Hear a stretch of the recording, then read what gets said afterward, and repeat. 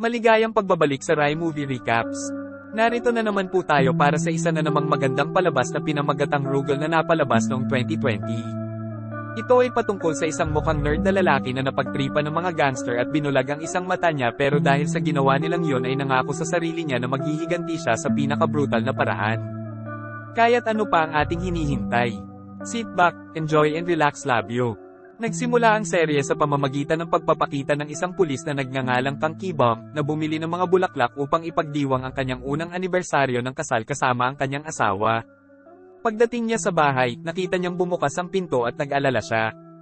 Pumasok siya sa loob at nakita niya ang asawa sa sahig. Pagkatapos ay sinugod siya ng isang nakamaskara mula sa likuran. Sinubukan ni Ki-bum na lumaban, ngunit hindi nagawa dahil napakaraming umaatake. Natalo siya sa laban, at hindi lamang nila pinatay ang kanyang asawa, ngunit binulag din siya. Ang dapat sana ay isang masayang araw ay naging pinakamasayang araw ng kanyang buhay. Nagsimula ang lahat ng ito 2 buwan na ang nakalipas, noong pinoprotektahan ni Ki-bum at ang kanyang koponan ang mga saksi ng mga pagpatay ng kriminal na organisasyon ng Argos. Naging maayos ang lahat hanggang sa lumitaw ang mga mersenaryo at kontrolado ang sitwasyon. Naramdaman ni Ki-bum na may sira at umakyat sa gate para tingnan. Gaya ng inaasahan, may naghihintay ng mga mamamatay tao, at inatake nila siya. Nagawa niyang talunin ng 2 sa kanila, ngunit huli na ang lahat. Ang mga saksi ay kinuha ni Secretary Wandoko, na walang pusong pumatay sa lahat. Pagkatapos ay itinapon nila ang mga bangkay sa isang lawa. Nabigo ang misyon ni Ki-bum, at hindi nakaligtas ang kanyang koponan. Kuyongdak nakalusot ang mastermind sa korte dahil wala na ang mga testigo. Si Ki-bum, na nasaktan sa pagkawala ng kanyang pamilya at koponan, ay hindi napigilan ng kanyang galit at sinuntok si Yongdak sa isa sa kanyang mga kaganapan. Kahit na hindi nila mahanap ang mga bangkay, inakusahan niya siya ng mga pagpatay. Pinigilan siya ni Dokho at nakontrol muli, ngunit humantong ito sa mas maraming problema para kay Ki-bum. Hinarap niya ang pagpuna sa pag-atake sa isang inosenteng lalaki sa korte, at kalaunan ay inatake siya at ang kanyang asawa sa anibersaryo ng kanilang kasal. Pagkatapos ay nagbabago ang eksena. Si Ki-bum ay nasa ospital, ngunit iniisip ng mga tao na siya ang may pananagutan sa pagkamatay ng kanyang asawa. Siya ay may operasyon, ngunit ito ay nagpapabulag sa kanya, na labis siyang nalungkot at nagagalit. Habang nasa ospital, isang lalaking nagngangalang Choi Kun-chol ang nakipag-usap kay Ki-bum, at sinabi sa kanya na walang patunay na nag-uugnay sa pagpatay sa kanyang asawa kay Argos, ang mga masasamang tao. Sinabi ni Ki-bum na nakalusot si Argos dahil hindi nakarating sa korte ang mga testigo. Binigyan ni Kun-chol si Ki-bum ng earpiece at ipinadala siya sa kulungan. Maaari silang makipag-usap sa isa't isa sa pamamagitan ng earpiece, at makikita ni Kun-chol si Ki-bum sa isang screen. Sinabihan niya si Ki-bum na matutong maglakad sa isang espesyal na paraan. Sa una, walang tiwala si Ki-bum kay Kun-chol, ngunit wala siyang pagpipilian, kaya sinusunod niya ang mga tagubilin. Magaling siyang maglakad, ngunit pagkatapos ay sinabuyan siya ng isang gwardya ng pepper spray, at nauwi siya sa ospital muli. Habang nasa ospital, sinubukan ng isang nabigyan ng nakamamatay na iniksyon si Ki-bum, ngunit tinulungan siya ni Kun-chol na pigilan ang tumakas si Ki-bum sa kanyang silid at sinubukang makalayo sa ospital. Pinipigilan siya ng ilang masamang tao mula sa Argo. Ngunit pagkatapos ay dumating ang mga pulis at may away. Nakatakas ang Ki-bum, ngunit natama ng ambulansya at namatay. Bago pa siya maisakay ng masasamang tao sa ambulansya, 2 taong ipinadala ni Kun-chol ang dumating at lumaban sa mga masasamang tao para iligtas si Ki-bum. Nagising siya sa isang inabandonang ospital, at sinabi sa kanya ni Kun-chol na siya ang punong komisyoner ng pulisya. Sinabi niya na ang mga kawani ng ospital ay kinidnap ni Argos. Nag-aalok ang Kun-chol kay Ki-bum ng pagkakataong magsimulang muli.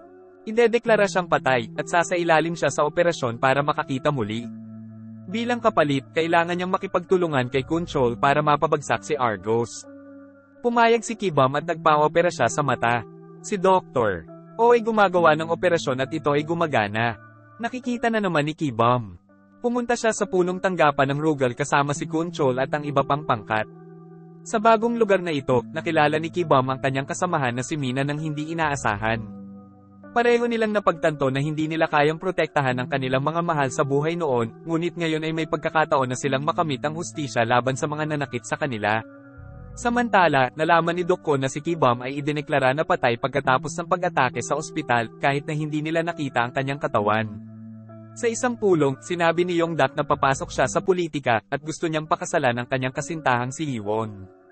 Gustong tugunan ni Kibam ang mga pumatay sa kanyang asawa, ngunit sinabihan siya ni Kunkol na tumutok sa kanyang pagsasanay at makibagay sa kanyang mga bagong mata. Kinausap ni Kibam si Guang Chol para sa payo kung paano makakuha ng pagkilala sa Rugal. Sinabihan siya ni Guang Chol na harapin si Mina at pagkatapos ay ang kanilang team leader na si Taewon. Nilabanan ni Kibam si Mina, ngunit naging emosyonal nang bumunot siya ng kutsilyo. Sinasabi niya sa kanya na manatiling matatag at huwag hayaang makahadlang ang mga emosyon. Lalong humigpit ang pagsasanay ni Kibam habang kumukuha siya ng matitigas na suntok at sipa mula kina Guang Chol at Mina. Sa isang silid ng singaw, nakita ni Kibam ang simbolo ng Argo sa balikat ni Taewon na naging dahilan upang malaman niya ang tungkol sa kanyang team leader. Sa isang laban kay Taewon, nagsimulang kuminang ang artipisyal na mata ni Kibam. Tinutulungan siya ni Mina sa pamamagitan ng pagtakip ng tela sa mata niyang may problema. Sa kabila ng problema, ginagamit ni Kibam ang kanyang natitirang artipisyal na mata upang asahan ang mga suntok, ngunit lumalaban sa malalakas na pag-atake ni Taewon. Kinabukasan, sinabi ni Kuntol sa koponan ang tungkol sa kanilang unang misyon. Gagawa sila ng kaguluhan sa kasal ni Yang Dak, magnakaw ng mga iligal na donasyong pampulitika, at gagamit ng anumang ebidensyang makikita nila laban sa mga masasamang tao. Ang plano ay gawin silang pagdudahan ng isa't isa at magkamali. Nang gabing iyon, pupunta ang team sa wedding hotel. Sinabihan si Hibam na suriin ang lahat sa lobby. Sinubukan ni Mina at Taewon na gumamit ng VIP pass para sa basement, ngunit hindi gumagana ang elevator, kaya nakipag-usap sila sa mga gwardya at nag-isip ng plano. Pinapatay ni Guankal ang mga security camera. Binuksan ni Taewon ang elevator at bumaba kasama si Mina. Nakasalubong nila ang ilang mersenaryo sa basement. Kinalaban sila ni Taewon gamit ang kanyang mga kasanayan, at si Mina ay gumagamit ng mga pamalo upang kontrolin sila. Sumakay si Kibam ng motorsiklo mula sa basement para makaabala sa iba, kaya sina Mina at Taewon ay maaaring kunin ng truck ng pera. Ngunit pagkatapos, nakita ni Kibam ang pumatay sa kanyang asawa, si Dolho, na umalis sakay ng kotse. Sinusundan niya ito at hinarap sa daan. Nag-away sila, ngunit pinatumba ni Taewon si Kibam para pigilan siya. Samantala, sa panahon ng mga panata sa kasal, dapat na patayin ni Dolho si Dokko, ngunit nilabanan ni Dokko ang mga umaatake at ligtas na umalis. Sinabi niya kay Yongdak na ang truck ng pera ay ninakaw. Nagalit si Yongdak at umalis ng walang bantay, ngunit ginulo ni Dokko ang kanyang sasakyan, at nabangga ito. Hinaharangan ng pulis ang kalsada, at mukhang aksidente. Hindi ito aksidente. Ito ay isang pagtatangka upang patayin si Yongdak. Inilagay siya sa isang body bag at dinala sa lawa ng lalaki ni Dokko. Tinawagan din ni Dokko si Iwan at sinabihan siyang patayin si Yongdak o mamatay kasama niya. Pinili niyang patayin siya, at ang plano ni Dokko ay kunin ang kanyang pera nang may pahintulot niya. Pinapatay niya si Yongdak. Kinabukasan, mayroon silang libing para kay Yongdak, at ito ay isang malungkot na araw. Pagkatapos ng libing, sinabi ni Iwan sa mga boss na gagawin niya si Dokko bilang bagong vice chairman para magpatuloy ang organisasyon. Hindi ito gusto ng mga amo, ngunit pumayag sila kapag sinabi niyang kukuha sila ng pera ni Yongdak. Mas pinapahalagahan nila ang pera kaysa sa kung sino ang namamahala. Nilabag ni Kibam ang mga patakaran, kaya pinatay ni Kunkol ang kanyang mga artipisyal na mata. Galit si Kibam at nagtanong kung paano niya pakakawalan ang taong pumatay sa kanyang asawa. Sinabi sa kanya ni Kunkal na kalimutan ng tungkol sa kanyang personal na paghihiganti kung gusto niyang bumalik ang kanyang paningin at pigilan si Argos. Nadismaya si Kibam ngunit pagkatapos ay humingi ng paumanhin at humingi ng isa pang pagkakataon upang magsanay. Namangha si Kibam kay Mineb. Sa pamamagitan ng pagpigil sa kanyang hininga sa ilalim ng tubig ng mahigit 3 minuto. Maaari siyang kumuha ng mga suntok kay Guangchao at gumawa ng mga kahangahangang flips, ngunit napakalakas pa rin ni Tuam para sa kanya. Nalaman ni Kibam ang mga espesyal na kakayahan ng kanyang kasamahan mula sa medical team. May chip sa utak si Mina na kumokontrol sa daloy ng dugo niya. Kung magagalaw ito, maaari siyang maparalisa. Nasunog si Guangchao sa isang pagsabog, at pinananatiling malusog ng kanyang mga artipisyal na organo ang kanyang balat. Ngunit kung maputol ang kuryente, mabibigo ang kanyang mga organo, kaya laging may dalang battery pack. Malakas ang metal na braso ni Tuam, ngunit kailangan niyang magsumikap para makontrol ito, at maaari itong masira kung hindi siya mag-iingat. Sa isang practice match, nakipag-away si Kibam kay Tuam. Ginagamit nila ang kanilang mga espesyal na kakayahan, ang malakas na metal na braso ni Tuam at ang artipisyal na mga mata ni Kibam. Ngunit naantala ang laban nang makatanggap sila ng alerto tungkol sa isang bomba sa istasyon ng pulisya. Sinasabi ng taong nagtanim ng bomba na pinatay nila ang asawa ni Kebem. Kahit na idineklara ng patay si Kebam, maaaring nalantad ang kanyang pagkakakilanlan noong siya ay nag-iisa. Iniimbestigahan nila at nalaman na ang lahat ng impormasyon sa Argos ay nawala sa isang sunog na maaaring dahilan kung bakit sila umatake. Ang pagbanggit sa pangalan ni Kebam ay isang lansi para mahuli sila. Nagpunta sina Kebam at Guang Chol upang tanungin ang taong nagtanim ng bomba, ngunit inamin lamang niya na pinatay niya ang asawa ni Kebam gamit ang isang kutsilyo at pagkatapos ay pinasabog ang kanyang sariling utak. Dinala nila ang katawan sa isang ospital at tinitingnan ni Dr. O ang device. Sinabi niya na ito ay sinadya upang pasiglahin ang katawan sa pamamagitan ng utak, ngunit ang ginamit ng taong Argos ay may depekto, at siya ay namatay pa rin. Ang teknolohiyang ito ay inabandona ng Rugal dahil mayroon itong masamang epekto. Iniisip ni Kebam na maaaring konektado dito ang pagkidnap sa direktor ng ospital na si Kebam. Maaaring gusto ni Argos na bumuo ng mga device na ito ang kanyang kadalubhasaan na nag-uugnay sa dalawang insidente. Napagtanto ni Rugal na maaaring gumawa ng krimen si Argos para makuha ang teknolohiyang ito para sa kanilang masasamang plano, ngunit hindi nila alam kung sino mismo sa Argos ang may pananagutan. Upang matuklasan ang misteryo, sinabi ni Kuntal sa koponan na bantayang mabuti si Yiwen at ang iba pang mga boss sa Argos. Plano nilang lumikha ng isang salungatan sa loob ng Argos, umaasa na ito ay magbubunyag ng kanilang tunay na intensyon. Ang bawat miyembro ng koponan ay sumusunod sa ibang boss, ngunit sinabihan si Kebam na tulungan ng iba sa halip na tumuon sa isang boss. Ito ay sinadya upang lumikha ng kaguluhan sa loob ng Argos. Sina Guang Chol at Taewong ay nagbabalat kayo bilang mga manggagawa at pumunta sa isang gusali para maghatid ng pera sa opisina ng isang boss. Palihim na near record ni Mina ang palitan gamit ang isang hidden camera. Ipinarada ni Kebam ang ninakaw na truck sa labas ng gusali at nag-set up ng camera para panoorin kung ano ang mangyayari. Habang nanunood, nakita ni Kebam si Yiwon na dumating. Ang kanyang mga utos ay upang takutin siya, ngunit siya ay pumasok at pinabagsak ang sinumang magtangkang maninisi sa kanya. Nagpapasalamat si Yiwon at ibinigay kay Kebam ang kanyang impormasyon sa pakikipag-ugnayan na nag-imbita sa kanya na bisitahin ang kanyang opisina. Ang koponan ng Rugal ay nagpapadala ng mga nagsasangkot na larawan kay Dokho sa pamamagitan ni Chairman Yuon na inilantad ang pagkakasangkot ni Monkal sa pagnanakaw.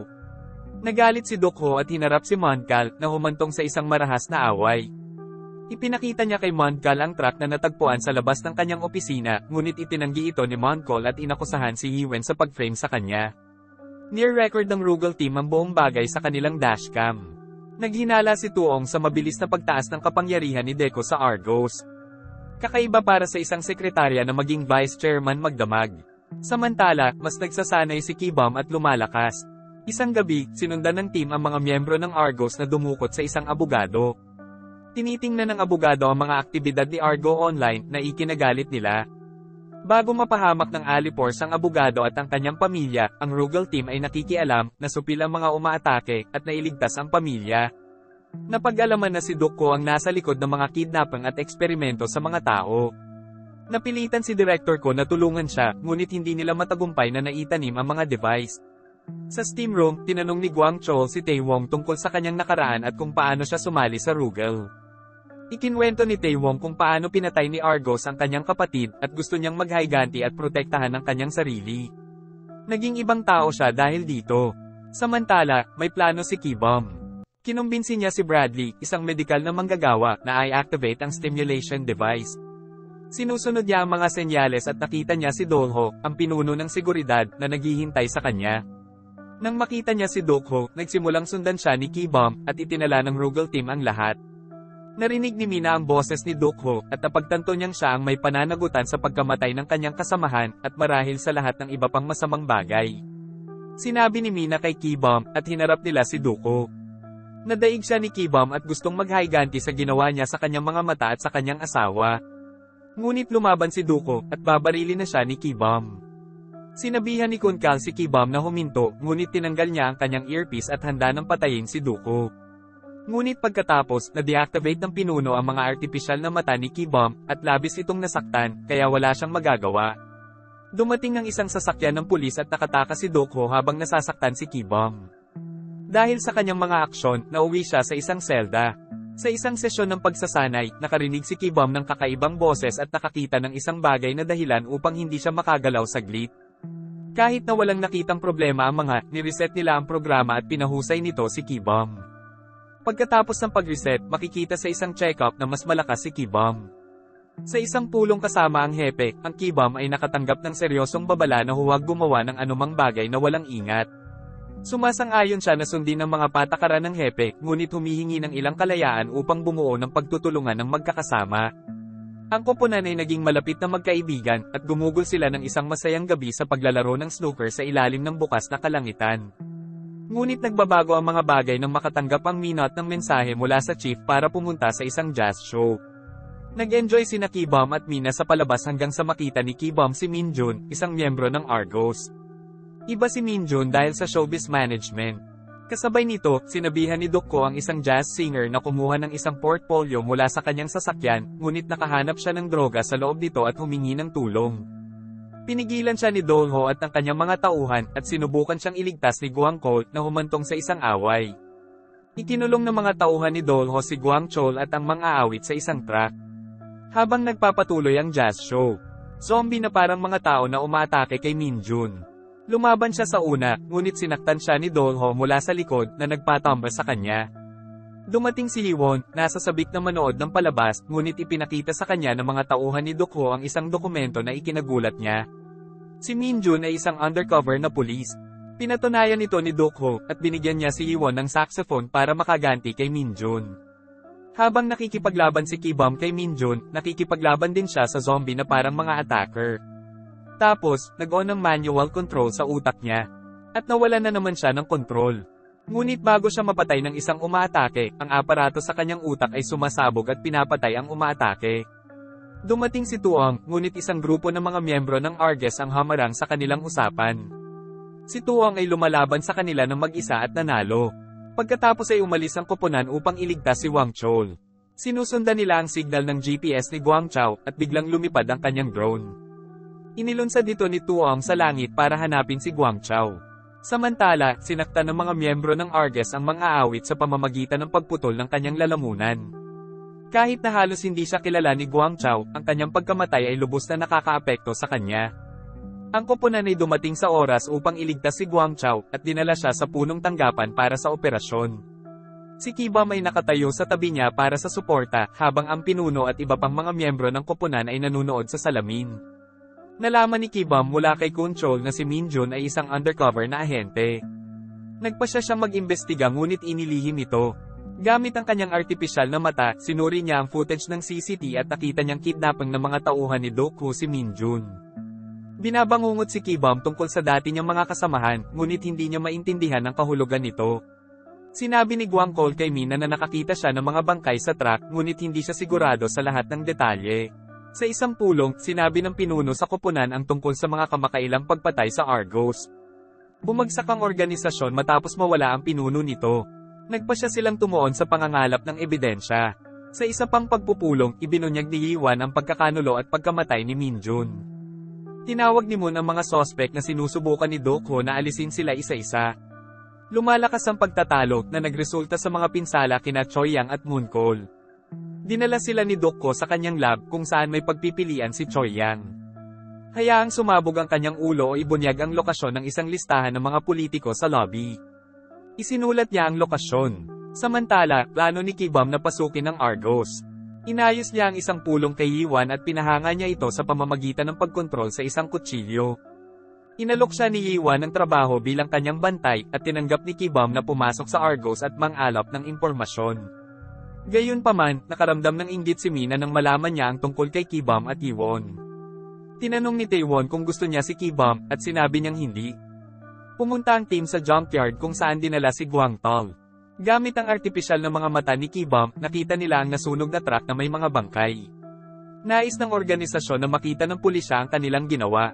Nakahanap ang isang pulis ng isang kahon na may pugot na ulo, ngunit peke pala ito. Ang tunay na mang-aawit, si Jay Hunt, ay maaaring buhay pa. Natatakot ang mga tao sa dumaraming pagpatay, at sinisikap silang aliwin ng hepe ng pulisya. Natuklasan ng koponan ng Rugal ang isang silid na may nagyelo ng mga bangkay at iniligtas si Jay. Si Hunt, na nabubuhay pa. Nakulong sila, at naalala ni Ki-Bum na maaaring maging bomba ang kanilang mga artipisyal na organo. Isinakripisyo ni Taewon ang kanyang braso, at ginawa itong bomba ni Ki-Bum para masira ang pinto at makatakas. May nakasalubong silang miyembro ng Argos habang umaalis. Inaway siya ni Min-a, at tinulungan ni Ki-bum. Sinabi ni Ki-bum kay Min-a na dalhin ang nasugatan sa punong tanggapan habang nananatili siya upang mag-imbestiga.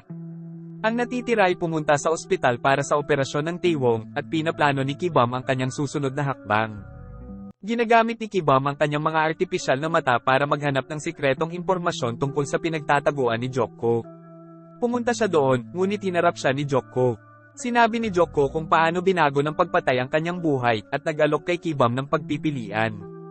Itigil ang kanyang mga plano o iligtas ang dalawang bihag na lalaki. Isang berdeng na kuryenteng bakod ang naghihiwalay sa kanila.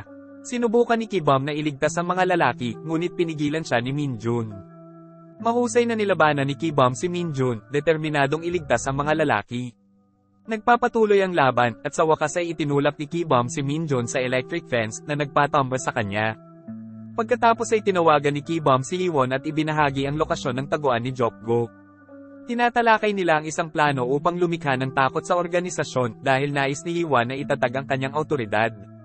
Bago umalis, nagtanim si Ki-bum ng bug kay Min-jun para sa pagdinig sa hinaharap at inutusan ng kanyang team na iligtas ang mga lalaki. Dumating sina Min-na at Gwang Chol sa lokasyon at natagpuan ang mga biktima na nakulong sa isang hawla na may mga dekuryenteng pader.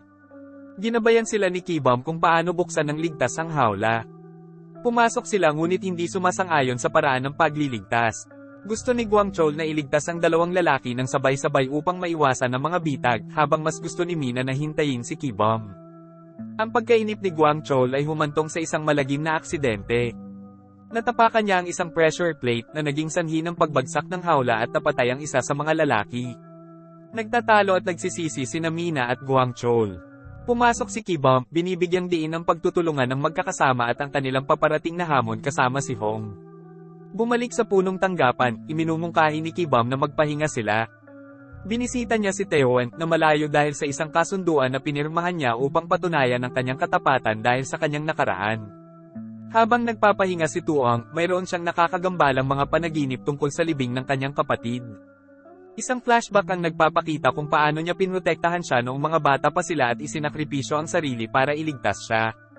Pagkatapos ng kanyang libing, natagpuan ni Tuong ang kanyang kaibigan na inaatake ng isang taong nakamaskara na nagpahayag na ang kapatid na babae ni Tuong ay nagpaalam sa pulisya tungkol sa kanilang mga ilegal na aktibidad. Sa pag-aakalang pinagtaksilan siya ng pulis, ipinagtanggol ni Taewon ang kanyang sarili at nagawang saktan ng umaatake. Gayunpaman, gumanti ang umaatake sa pamamagitan ng pagputol sa braso ni Taewon. Buong tapang na lumaban si Taewon, ngunit nalampasan niya ang bilang. Sa kabutihang palad, isang misteryosong tao, marahil ang hepe, ang dumating at iniligtas siya sa pamamagitan ng pag-aalis sa kanilang mga umaatake.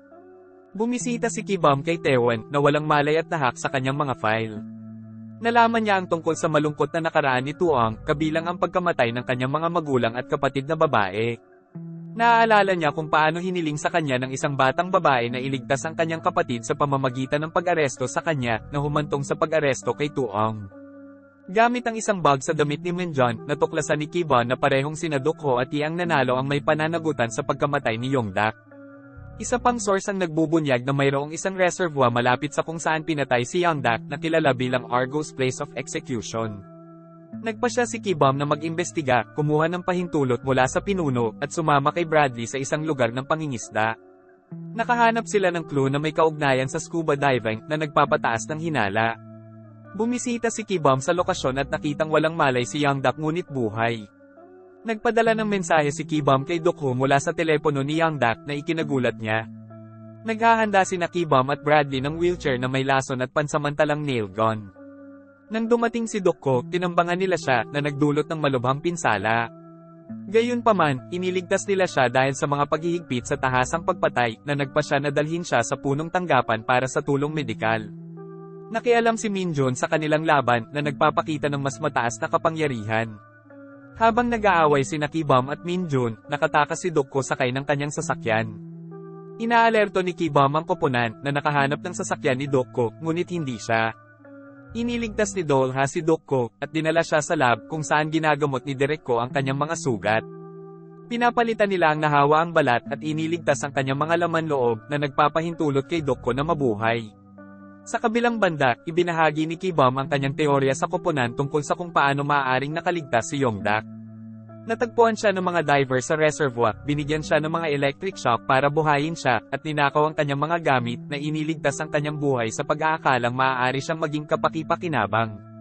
Pinag-usapan nila ang pagkuha ng pahayag mula kay Yong-dak para mapasakamay sina Yi-won at Duk-ho. Galit si Tae-mung na iniligtas si Ki-bum ang buhay ni Duk-ho, ngunit iginiit ni Ki-bum na ang kanyang misyon ay arestuhin, hindi patayin si Duk-ho. Nakatanggap si Ki-bum ng tawag mula kay Yi-won na gustong patayin niya si Duk-ho sa isang party sa kanyang property. Nag-aayos sila ng isang pagpupulong upang pag-usapan ang plano. Samantala, inutusan ni Duk-ho si Dolho na kidnapin si Dr. Oh. Ang Team Rugal ay may tungkuling iligtas siya. Sinusundan nila ang pangunguna ni Director Ko na nakatakas sa pagkuha. Hinanap ni Mina si Direktor Ko, ngunit natikman niya na inihayag na ito ay isang bitag na itinakda ni Duk-ho. Ginawa ni Ki-bum ang glitch at shut-off sa panahon ng kaguluhan, ngunit nabawi niya ang kontrol sa tulong ni Bradley na hanapin si Mina. Nahanap ni Ki-bum ang nalaglag na earpiece ni Mina at nagmamadaling pumunta sa kalapit na gusali kung saan siya pinahihirapan ni Duk-ho. Nakita niyang nasasaktan si Mina at nagpa siya siyang gambling ng mga umaatake para makatakas siya. Nahuli ng mga alipors ni Duk-ho si Ki-bum at isinakay sa isang truck. Sa loob ng truck, lumaban si Ki-bum at natalo ang mga bumihag sa kanya.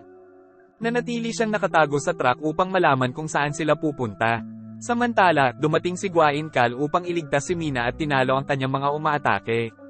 Natuklasan ni Duk-ho na si Yi-won ang nag-utos sa kanyang pagpatay mula sa telepono ni Ki-bum. Hinarap niya si Yi-won. Ngunit inakusahan niya ito na nagseselo sa pakikipagtulungan nila ni Ki-bum. Ang isa pang tao ay namagitan gamit ang baril. Kasabay nito, ang mga truck na lula ng mga tauhan ni Duk-ho ay dumating sa isang pagdiriwang at nagsimulang mangidnap ng mga tao. Nagising at nakikipagpunyagi sa kanya ang mga bumihag kay Ki-bum. Dumating si Tae-won upang tulungan si Ki-bum, at biglang, nagsimulang magsunog at sumabog ang mga tauhan ni Duk-ho. Halos hindi nakatakas sina Tae-won at Ki-bum sa pagsabog, at naging magulo ang festival habang tumatakas ang mga tao mula sa kaguluhang dulot ng mga tauhan ni Duk-ho. Sa kabilang banda, nagtutulungan sina Mina, Gwang-chol, at Ki-bum upang labanan ng mga umaatake sa festival gamit ang kanilang mga kahangahangang sipa. Ang kaguluhan ay umaakit sa atensyon ng media na nagsimulang mag-interview sa mga taong nahuli sa kaguluhan. Samantala, si Duk-ho ay nasa kanyang opisina at tinatangkilik ang kaguluhang naidulot niya.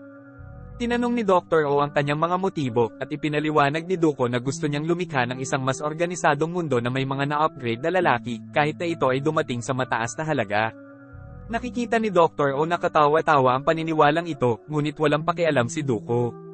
Sa steam room, ibinahagi ni Tuong ang isang kwento kay Ki-bum tungkol sa kung paano niya sinubukang tulungan ng isang nasugatan na lalaki sa parke, para lamang matuklasan na ang lalaki ay talagang miyembro ng Argos na nagpapanggap na biktima. Nauwi sa pagbaril ng lalaki ang dalawang pulis at pakiramdam ni Tuong ay pinagtaksila ng panlilinlang. Ibinahagi ni Ki-bum at Tuong ang kanilang mga damdamin na ipinaliwanag ni Tuong kung paano siya sumali sa Rugal upang baguhin ang kanyang sarili. Nang maglaon, sumama sa kanila si Gwang-chol sa mga merienda at sabay silang nag-enjoy ng beer. Samantala, tinitingnan ng pinuno ang kalagayan ni Mina at pinayuhan siyang huwag magpanggap na malakas. Ibinahagi ni Mina ang kanyang nakaraan na inihayag na ang kanyang ama ay kasangkot sa lihim na eksperimento sa eksperimento ni Rugal. At pinatay ng isa sa mga test subject. Nagalit siya nang ayusin ni Kunkol ang isang pribadong libing sa pag-aakalang ginawa nila ito dahil nabigo ang kanyang ama. Lalo siyang nagalit na hindi na nag-imbestiga pa ang pulisya para ilihim ang proyekto. Nagpasya si Mina na maging isang pulis para hanapin ang pumatay sa kanyang ama, hindi pinapansin ang mga babala ng hepe. Nangako siyang mananatiling matatag at hindi hahayaang kontrolin siya ng emosyon. Muli siyang binalaan ng pinuno na ang pagiging masyadong malakas ay maaaring makasama. Ngunit determinado si Mina na harapin ang kanyang mga kaaway at bumalik sa kanyang trabaho sa kabila ng kanyang mga pinsala. Gayunpaman, nagsimula si Duk-ho ng isang bagong masamang laro na nakabitin ang mga walang buhay na katawan sa lungsod na may nakakatakot na mensahe. Si Ki-bum ay labis na nabalisa dito na nagpapaalala sa kanya ng kanyang magulong nakaraan. Samantala, nakita ni Yi-won ang balita at natuklasan ang tunay na pagkakakilanlan ni Ki-bum bilang isang dating pulis na nasa spotlight na ngayon.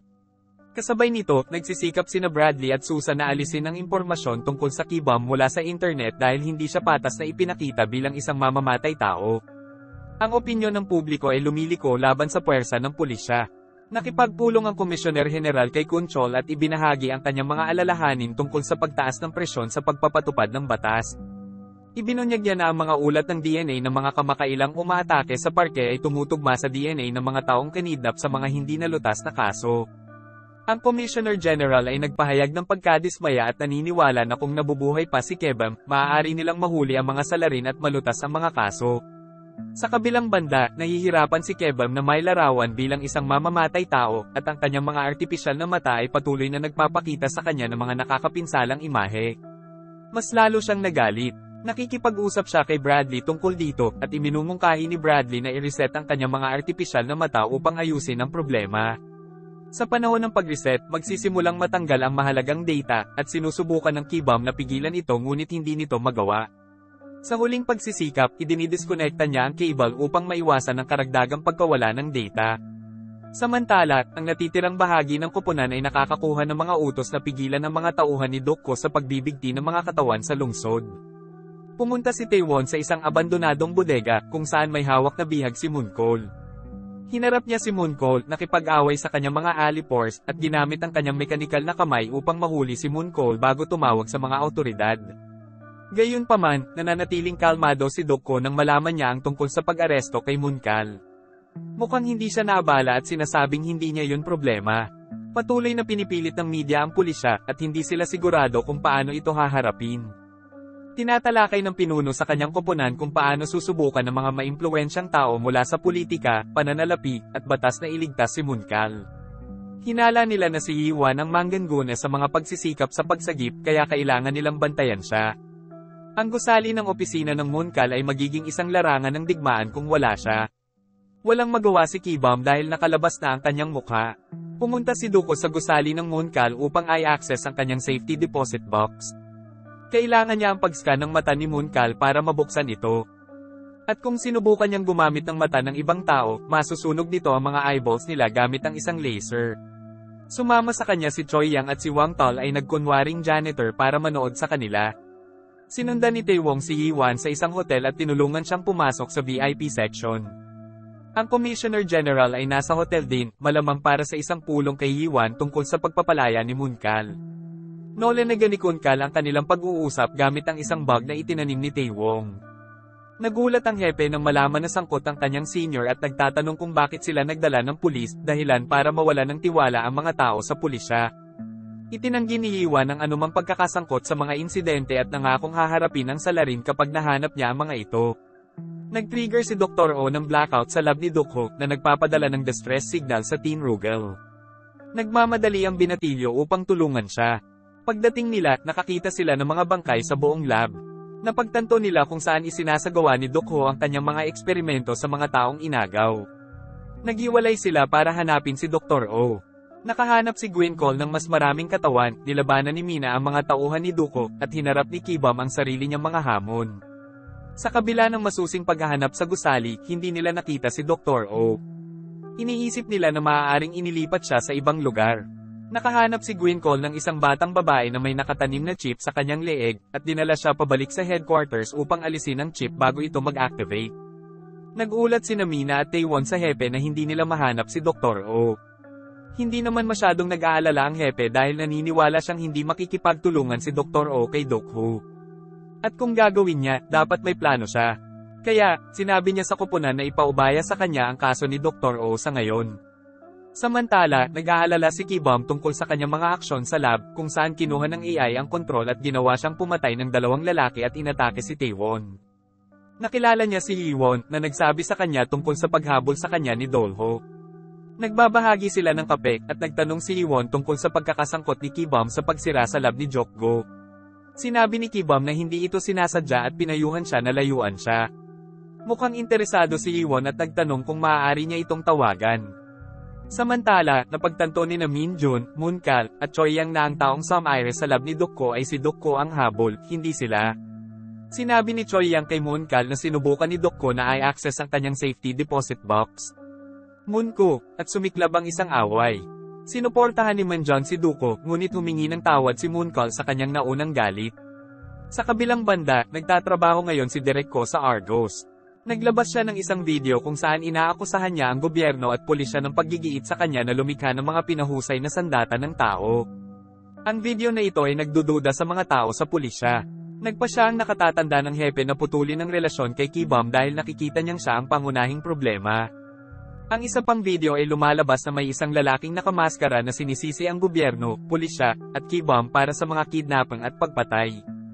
Nagbanta ang lalaki na ibunyag ang katotohanan maliban kung si K-Bomb ay lumapit. Si K-Bomb ay nabalisa at nakaramdam ng pagkamuhi ng mga tao. Naniniwala siya na ang pagsasakripisyo sa sarili ay titigil sa mga krimen ni Doc Ho dahil gusto siya ni Doc Ho. Nang gabing iyon, nagpa siya si K-Bomb na makipagkita kay Doc Ho sa isang abandonadong gusali gaya ng hiniling. Nag-uusap sila, at tinuya ni Doc Ho si K-Bomb tungkol sa kanyang sitwasyon, ngunit ipinaalala sa kanya ni K-Bomb ang kanyang lab na nalantad. Ang mga tauhan ni Doc Ho ay may dalang pagkain, ngunit ang mga mata ni K-Bomb ay nagdilim dahil sa mga jammer. Gayunpaman, nabawi niya ang kontrol at nilalabanan niya ang mga lalaki gamit ang kanyang pambihirang kakayahan sa pakikipaglaban. Nag-aalok si Doc Ho ng trabaho kay K-Bomb, ngunit tumanggi si K-Bomb. Napagtanto ni K-Bomb na gusto siyang alisin ni Doc Ho. Nagsisimulang mag-record ang K-Bomb nang hindi nalalaman ni Doc Ho, kahit na sa tingin niya ay maabala ito ng mga jammer. Magsisimula ang laban, at si Doc Ho, armado ng baril, ay humarap sa K-Bomb. Mahusay na umiiwas si K-Bomb ng mga bala. Tinawag ni Doc Ho ang kanyang mga alipors at pinalibutan nila si K-Bomb. Si K-Bomb ay lumalaban ng buong tapang, ngunit kalaunan ay nalampasan. Babarilin na ni Doc Ho si K-Bomb. Pero pinigilan siya ng isa niyang tauhan. Ito ay si Min Jun, na gumaling sa tulong ni Dr. Oh. Ang pagbabalik ni Min Jun ay ikinagulat ni Doc Ho. Sinubukan ni Doc Ho na gamitin ang isa sa kanyang mga tauhan bilang isang kalasag, ngunit napagtanto niyang walang laman ang baril. Nakatakas sina K-Bomb at Min Jun, kasama ang mga tauhan ni Doc Ho na hinabol sila. Nilabanan at natalo ni Min Jun ang ilan sa kanila, ngunit dinaig siya ni Doc Ho, na bumaril sa kanya. Ang susunod na hakbang ni Doc Ho ay ang mang-hijack ng boss at magtanim ng bomba dito. Nakatanggap ang koponan ng babala tungkol sa pag-hijack ng boss at naghahanda silang tumugon. Nagmamadali ang koponan na pigilan ang pagsabog ng boss at nagtagumpay sila. Ang mga tauhan ni Doc Ho ay nakunan at ang kanilang mga aksyon ay naitala sa video. Plano ni K-Bomb na ihayag ang katotohanan sa publiko para ay pakitang totoong nangyari ito. Gayunpaman, sa panahon ng mga kaganapang ito, si Kina General ng Commissioner ay malungkot na namatay mula sa lason sa kanyang inuming yogurt. Nagiging napakasikat ang video ng K-Bomb, mabilis na kumakalat at nakakakuha ng maraming like.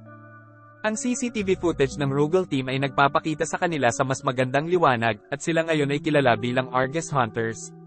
Nag-record si K-Bomb ng isa pang video upang ipahayag ang kanyang kawalang kasalanan sa pagkamatay ng kanyang asawa. Sinisisi niya si Doc Ho sa mga krimen at gusto niyang linisin ang kanyang pangalan. Samantala, si Mina ay nakatanggap ng tawag mula kay Yiwon na nag-aalok ng impormasyon kapalit ng proteksyon.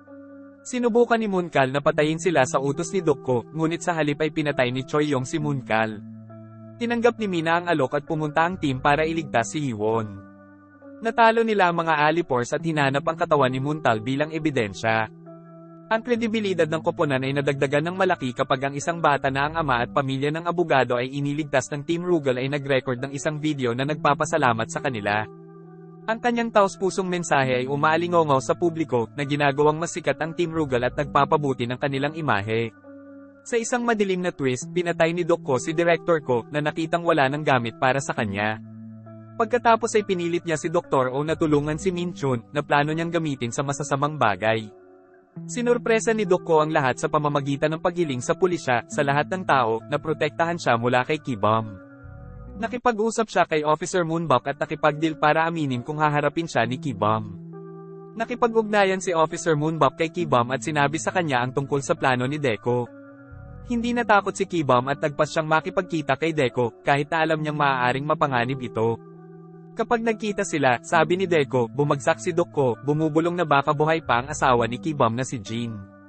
Ang balitang ito ay tumama ng husto kay K-Bomb dahil mahal pa rin niya ang kanyang asawa sa kabila ng lahat. Hinayaan niyang gabayan siya ng kanyang emosyon. Patuloy na tinutuya ni Doc Ho si K-Bomb, pinaniniwalaan siyang buhay si Jean. Ginagamit ni K-Bomb ang kanyang mga artipisyal na mata para subaybayan siya sa isang club. Ngunit pagdating niya doon, napagtanto niyang peke ang lahat at talagang nagagalit siya. Sinimulan niyang suntukin ang may-ari ng club, ngunit dumating si Taewong para pigilan siya sa paglalayo. Kailangan ding labanan ni Taewong ang mga tauhan ni Jokko na umatake sa kanya. Sa gitna ng lahat ng ito, kinuha ni Taewong ang isa sa mga lalaki, ngunit ito pala ay ang dati niyang kaibigan mula sa Argos. Nakilala nila ang isa't isa, at ang kanyang kaibigan ay umatras, hinayaan si Taewong na magpatuloy. Pinipigilan din ni Taewong si Ki-bum na saktan ang may-ari ng club. Nang maglaon, naisip ni Ki-bum kung paanong hindi niya talaga kinumpirma ang pagkamatay ng kanyang asawa. Kaya, sinusubukan niyang maghanap ng higit pang ebidensya, ngunit wala siyang nakitang bago. Magkasama, hinarap ni Ki-bum at Taewong si Do-ho para makakuha ng karagdagang impormasyon tungkol sa nangyari kay Jin.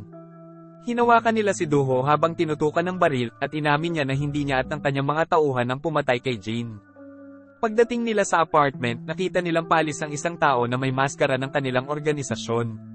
Napatay na ng taong ito si Jin at sinabihan si Do-ho na tapusin ang trabaho sa pamamagitan ng pag-target sa mga mata ni Ki-bum. Iniisip ni Do-ho na maaaring si Do-ho ang nagpadala sa taong ito, tulad ng ipinadala niya sa kanila. Hinarap ni Ki-bum si Do-ho tungkol sa pagpapadala ng taong pumatay kay Jin, ngunit itinanggi ito ni Do-ho. Nagpakita siya ng kamakailang video ni Jin na humihingi ng kaligtasan ni Ki-bum. Hindi sigurado si Ki-bum kung totoo o peke ang video, pero galit siya. Sinira niya ang lock ng selda at binyantaan si Do-ho na sabihin sa kanya kung nasaan si Jin. Nag-aalok ang Do-ho ng deal. Kung pinalabas siya ni Ki-bum sa selda hanggang sa susunod na araw, ipapakita niya kung nasaan si Jin. Samantala, nakikipag-usap si Mina kay Officer Moonbok para sa impormasyon. Nalaman niya na walang senyales ng pagpasok sa bahay ni Ki-bum na naging dahilan upang maging suspect siya. Sinabi ni Moonbok kay Chief Kunkol ang tungkol dito, at tila nag-aalala siya na malalim na tinitingnan ng team ni Rugol ang kaso ni Jin. Sa isang maliwanag na flashback, ipinakita na si Moonbok na sumusunod sa utos ng hepe, ay sinaksak si Jin upang protektahan siya at si Ki-bum mula kay Do-ho. Idineklara ng hepe na patay na si Jin. Ngunit palihim siyang dinala sa ospital. Nakita ni Jin ang balita na binansagan si Ki-bum bilang isang mamamatay tao at hindi nagtiwala sa mga pangako ng hepe. Nakatakas siya sa ospital, iniiwasan ng pagsisikap ni Chief Kunchol na mahanap siya. Ang plano ng hepe na panatilihing ligtas ang mag-asawa ay nauwi sa pagkawala ni Jan. Sa kasalukuyan, ang ibang mga kriminal, malamang na nagtatrabaho para kay Choi Yam, ay inilalagay sa kalapit na selda kasama si Do-ho. Nandito daw sila para puksain siya. Isang away ang sumiklab at mahusay na ipinagtanggol ni Do-ho ang kanyang sarili. Ikaw Iwan ay dumating sa istasyon ng pulisya, nagalit kay Do-ho dahil sa pagkasira ng reputasyon ni Argo. Sinabi sa kanya ni Do-ho na gusto niyang kontrolin ang isang tao, at ang isang tao ay si Ki-bum. Kinabukasan, inilabas ni Moonbok si Do-ho sa selda para sa paglipat. Nang walang lead sa kinaroroonan ng kanyang asawa, nagpa siya si Ki-bum na sundan si Do-ho. Pinahinto niya ang sasakyan ng pulis, pinawalan ng kakayahan ng mga opisyal, kasama si Moonbok, at umalis pagkatapos ng lokasyon ni Jin. Gaya ng inaasahan, ipinagkanulo ni Do-ho ang kanilang kasunduan at muling sinubukang patayin si Ki-bum, na napapalibutan ng isang grupo ng mga mersenaryo. Nasa matinding panganib si Ki-bum hanggang sa dumating si Taewong sa tamang oras para tumulong. Matapos harapin ang mga umaatake, ipinagpatuloy ni Ki-bum ang kanyang paghahanap kay Jin, habang dinadala siya ni Do-ho. Sa wakas ay nahanap na ni Ki-bum si Jin. At sa wakas ay muling nagtagpo, na isang pinakahihintay na sandali. Gayunpaman, tumindi ang tensyon na magring ang telepono ni Jin. Binalaan ni Do-ho si Ki-bum na manatili sa likod o sasaktan niya si Jin. Tina-target ng mga sniper sa mga kalapit na gusali si Jin sa ilalim ng utos ni Do-ho, na muling naglagay kay Ki-bum sa isang mapanganib na sitwasyon. Ngunit dumating sina Guang Chao at Mina at pinabagsak ang mga sniper, dahilan para tumakas si Do-ho. Sa pamamagitan ng isang earpiece, binyantaan ni Do-ho si Jin na ibunyag kung ano ang kanyang ginagawa sa pagkawala ni Ki-bum, na binanggit ang tahasang nilalaman. Palibhasa'y nahihiya at gustong iwasang makitang maling babae sa paningin ng kanyang asawa, tumakbo si Jin sa harap ng isang kotse, sinusubukang wakasan ang kanyang buhay. Nakalulungkot, pumanaw si Jin, iniwan si Ki-bum na mag-isa muli. Sa sobrang stress, nagmalfunction ng artipisyal na mata ni Ki-bum, na naging sanhi ng pagsabog at pagtulo nito. Paggising niya, hinarap niya si Chief Kunchol tungkol sa pagsira sa kanyang buhay. Inaako ng pinuno ang pananagutan, inamin na si Jin ay nasa ilalim ng kanyang proteksyon noong si Ki-bum ay nakulong. Hawak ang baril, tinanong ni Ki-bum kung nag-utos ang hepe na saktan ng kanyang asawa at ang kanyang sarili. Ang pananahimik ng pinuno ay nagpapatunay sa kanyang pagkakasangkot. Dahil sa galit at pakiramdam na nasa ira na ang kanyang buhay, binaril ni Ki-bum ang hepe. Gayunpaman, ginagamit ni Taewong ang kanyang metal na braso upang protektahan ang pinuno. Nagpatuloy si Ki-bum na humantong sa isang paghaharap kay Taewong. Pilit na sinisipa ni Taewong si Ki-bum palabas ng kwarto. Dinala ni Gwancol ang hepe sa kaligtasan habang si Taewong ay nananatili sa likod para pakalmayan si Ki-bum. Pilit na pinipigilan ni Ki-bum ang sarili. Habang pinupuntirya ng kanyang mga mata si Tuong, lumilika ng kaguluhan sa loob. Sa pag-unawa sa kabigatan ng sitwasyon, ibinunyag ng hepe ang kasaysayan ng Rugal na bumalik sa isang dekada. Si Sargento Song, na ama ni Mina, ay nagmungkahi ng paglikha ng Rugal upang labanan ang mga hamon na idinulot ni Argos. Dahil hindi sapat ang regular na puwersa ng pulisya, nagpasya silang bumuo ng mga robot na may pinahusay na kakayahan. Nagmarka ito ng pagsisimula ng Project Rugal na umakit sa mga individual na determinadong gumawa ng pagbabago. Gayunpaman, maraming buhay ang nawala sa mga nabigong eksperimento. Ang pagkakasangkot ni Mina, Taewong, at Gwancol ay hindi bahagi ng orihinal na plano. Nang makitang magkasama ang koponan, nagpasya ang hepe na maghanap ng isa pang miyembro. Nang makumpleto nila ang pagbuo ng mga artipisyal na mata, ang hepe ay naghanap ng taong may kakayahang gumamit nito. Noon niya natagpuan si Ki-bum, na kilala sa kanyang pisikal na lakas, mental na katatagan, at ambisyon. Nahaharap sa apurahang sitwasyon na kinasasangkutan ni Yongdak, kinailangan ng hepe na kumilos ng mabilis upang iligtas ang buhay ni Ki-bum. Nang walang pahintulot ni Ki-bum, namagitan siya para pigilan si Ki-bum na mamatay. Habang sinasabi ng pinuno ang kwento, si Ki-bum ay ganap na sumuko sa kapangyarihan ng kanyang mga artipisyal na mata, na wala ng kontrol. Hinarap niya si Dolho, na nahuli niya. Ang kanyang mga mata ay nagiging pula, at siya ay nagiging walang awa. Brutal na tinapos ang buhay ni Dolho sa isang malakas na suntok. Matapos makitungo sa Dolho, Ki-bum na naghahanap ng impormasyon tungkol sa hepe, natuklasan niya ang isang video ng hepe na nakikipag-usap kay Jane sa panahon ng kanyang paggaling. Inihayag ang kanyang bagong pagkakakilanlan. Ang paghahayag na ito ay nag-udyok kay Ki-bum na maghukay ng mas malalim. Nalaman niya na ang pulis ay hindi gumawa ng anumang pagsisikap upang mahanap siya.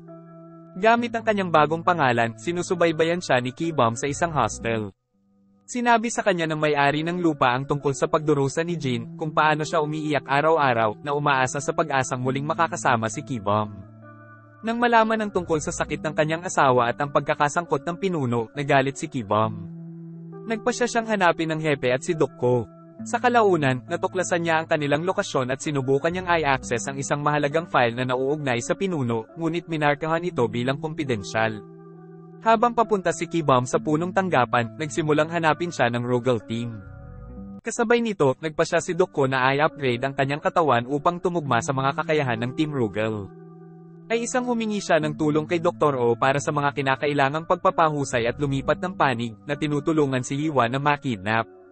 Nahanap ni Taewong si Dokko, ngunit sa tulong ng kanyang mga alipors, nagawa ni Dokko na makatakas.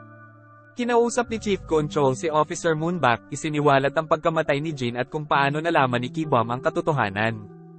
Nag-aalala ito kay Moonbak dahil alam niyang baka sisihin siya ni Ki-bum sa nangyari kay Jin. Habang wala ang lahat, nag-access si Ki-bum sa isang drive sa headquarters at nagpe-play ito sa computer ng Chief. Nakakagulat, natuklasan niya na si Duko ay isa sa mga naunang paksa ng Rugal Project at pinahirapan siya ng pinuno. Galit na itinago ng pinuno ang katotohanan ito, hinarap siya ni Ki-bum. Inatake niya ang pinuno na may layuning maghayganti sa pagkasira ng kanyang buhay. Sinubukan ni Gwancol na protektahan ng pinuno, ngunit naging malinaw na hindi makikinig si Ki-bum sa sinuman. Isang away ang sumiklab, at madaling natalo ni Ki-bum si Gwancol. Habang lumalaki ang mga bagay, pumasok si Tuong para pigilan si Ki-bum.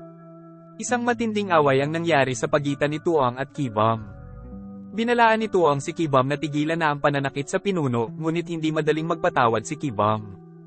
Hinarap niya ang opisyal na si Moonbak at humingi ng hustisya sa nangyari kay Jin. Ipinaliwanag ni Moonbak na sinubukan niyang ipaunawa kay Jin ang sitwasyon, ngunit hindi niya ginawa, kaya kinailangan niyang atakihin siya para iligtas ang kanyang buhay. Napagtanto kung gaano kakanulo si Jin nang inatake ng malapit na kaibigan ng kanyang asawa, hinawakan ni Ki-bum si Moonbak sa leeg. Pumasok si Mina na may dalang baril, na isiniwalat na nagdusa din ang kanyang ama dahil kay Duko, na isang test subject. Tinatanong niya kung bakit nakatuon ang Ki-bum sa iba sa halip na hulihin ang tunay na salarin. Biglang nakararanas ng matinding pananakit ng ulo ang Ki-bum. Sa kabila ng kanyang mga emosyon na kontrolado ng mata, nagawa niyang tumakas. Nakikita niya ngayon ang lahat bilang isang target at ang sakit sa kanyang ulo ay lumalala. Naalala ni Ki-bum ang payo ni Bradley sa pag-aayos ng kanyang mga problema sa mata. Para i-reset ang lahat, kailangan nilang maghanap ng chip na nakatanim sa leeg ni Ki-bum. Sa kabila ng kanyang desperasyon, pilit niyang inaalis yon. Sa ilalim ng impluwensya ng A, bumalik si Ki-bum sa punong tanggapan upang harapin muli ang lahat. Isang mainit na pagtatalo ang sumiklab sa pagitan nila ni Taewong. Malakas na suntok at sipa si Taewong, ngunit nagsimulang umiwas si Ki-bum sa kanyang mga pag-atake. Gayunpaman, sa halip na iwasan ng isang papasok na strike, ang leeg ni Ki-bum. Tumayo si Ki-bum. Ang mekanikal na braso ni Taewong ay tumama sa likod ng leeg ni Ki-bum na nagdulot ng matinding pananakit. Sinalo siya ni Taewong habang nahuhulog, nalilito sa kawalan ng kakayahan ni Ki-bum na maiwasan ang pag-atake. Si Ki-bum, na halos mahimatay, ay nagbahagi ng kanyang nais na burahin ang mga alaala ni Jin upang mapatawad niya ang hepe.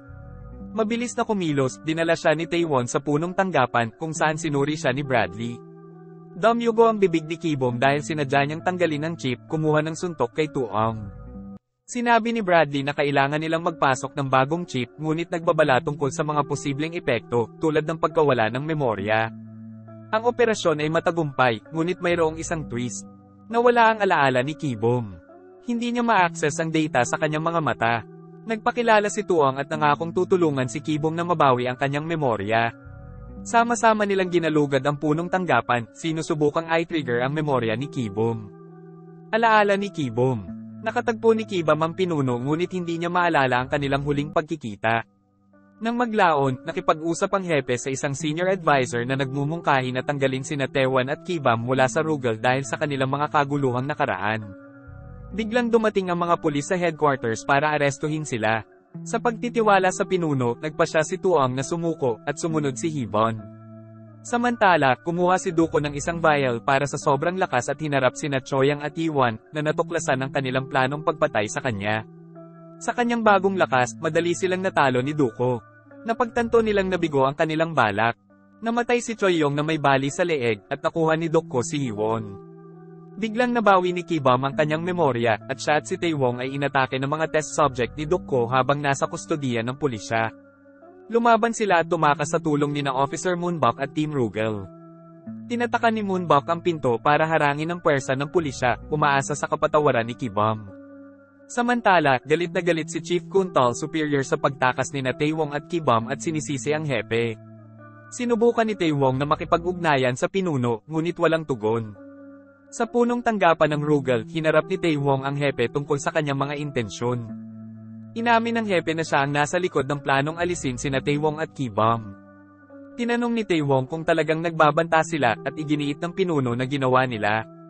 Lalong lumaki ang galit ni Tuong at inihagis niya ang pinuno sa pader.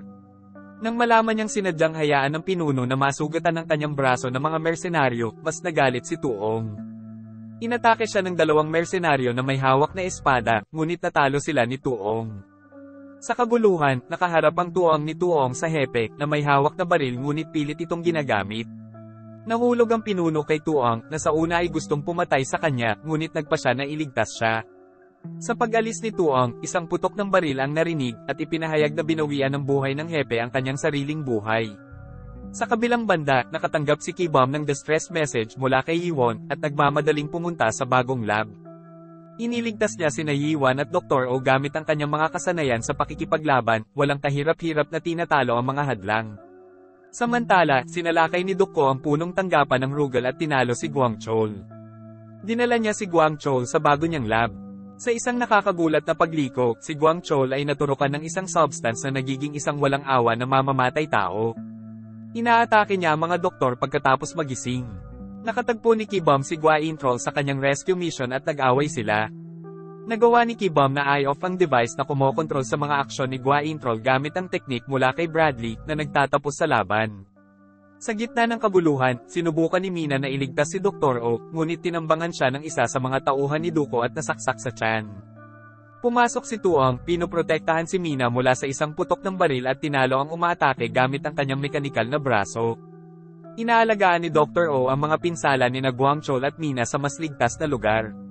Samantala, nakuha ni Diaco si Iwan, ngunit nasa ilalim pa rin siya ng impluwensya ng Vial, kaya nagpa siya siyang huwag siyang saktan sa ngayon. Parehong papunta sina Kibam at Duko sa isang panghuling showdown.